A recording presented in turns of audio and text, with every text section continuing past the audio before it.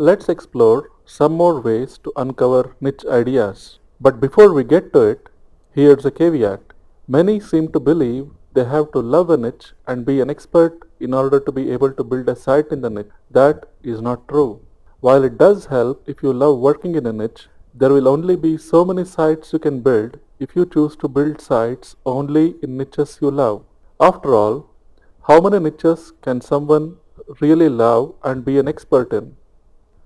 To be very successful at niche marketing, you will have to build several sites, and very few people achieve significant success with just one or two sites. Like most things in life, this too is a numbers game. If one site makes you between $500 to $1,000 a month, wouldn't you want to build at least a handful of sites every year? You can't do that if you believe you need to be passionate about a niche to build a site in it. You want to approach this like journalists approach their work. They are not experts in all that they write about, but they are trained writers who know how to present facts or weave engaging stories around facts. If newspapers require journalists to be experts in all that they write about, most newspapers would struggle to stay afloat. That said, when you are building your first site, it does help to build it around something you love and are passionate about.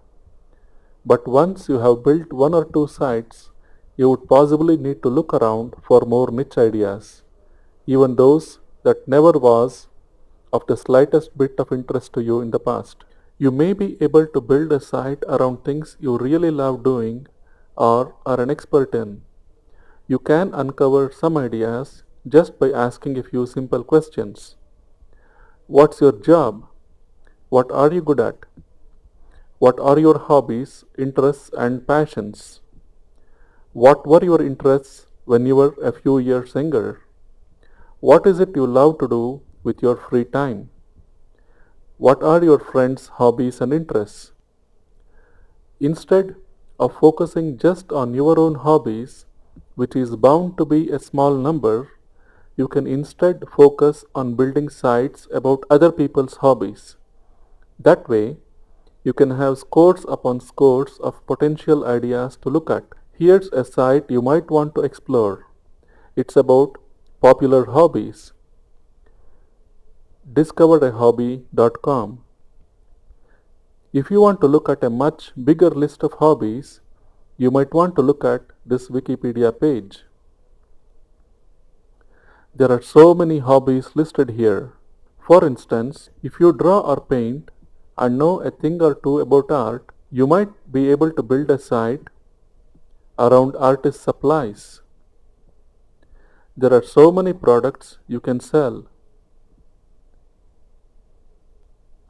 Or, if you were a ham radio enthusiast in high school, you could possibly build a site around that. No matter what you are interested in, chances are a lot of people are also interested in that as well. You might want to check Amazon if there are products in that niche that are selling well. And if there are, chances are you might be able to build a site around it. You would want to remember that we are just in the idea generating phase right now. Every idea we generate in this phase will have to be subjected to more stringent tests, which will be discussed later on in the keyword research section.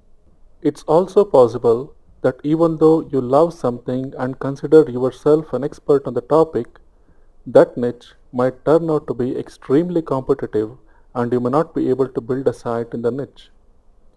For instance, if you have done a lot of research about weight loss pills and want to build a site around weight loss pills, the going may not be easy. It's a highly competitive niche and you will be competing head-on with billion-dollar companies. That's certainly not an easy thing to do, unless you happen to be gifted in some unique way. By focusing on other people's hobbies and interests, you will be able to build a number of sites. If a number of people all love doing something, there's something inherently likable about it, and there are bound to be products you can sell to that niche. That's a win-win for everyone.